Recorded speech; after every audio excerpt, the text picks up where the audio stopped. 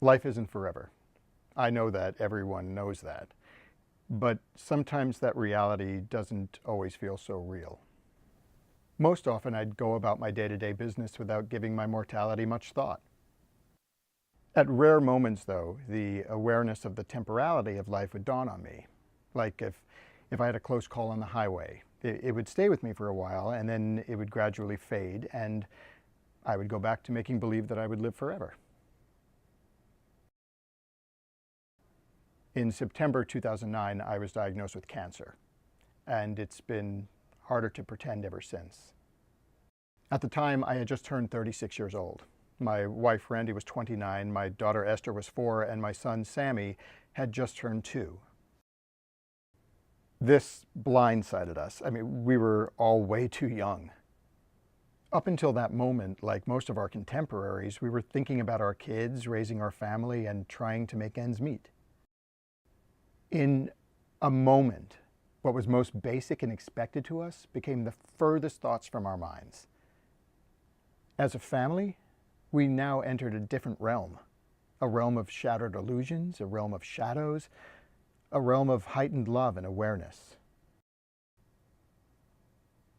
In this new plane of experience, everything non-essential just slipped to the sidelines.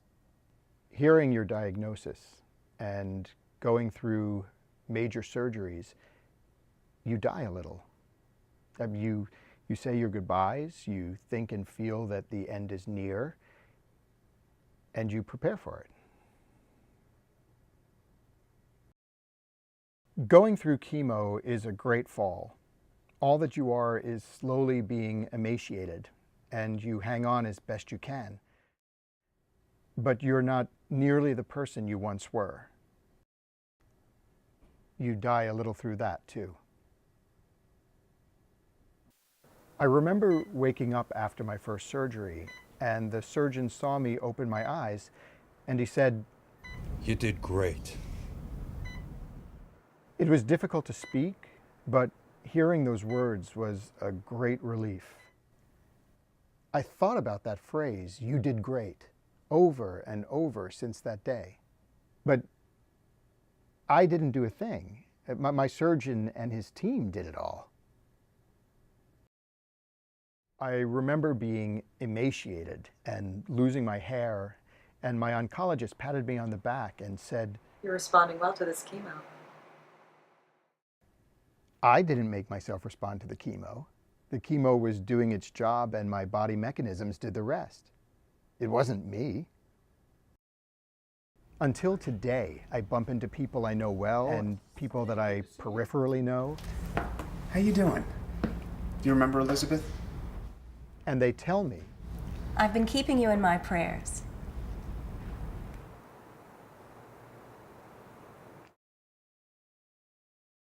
I've looked at the cost billed for the medical attention I've received, and the amounts are staggering. The numbers, the effort, all for me. I am truly, humbly mystified that I'm alive and that I've had the gift of the last 6 years. A gift to hold my children, to hug my wife, the gift of more time.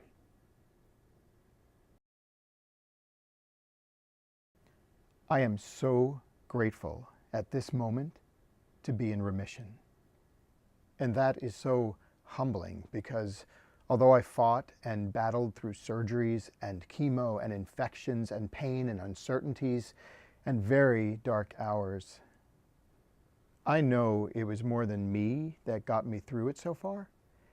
And even more humbling is that since I've entered this cancer universe, many good people that I know, friends, have lost their battle.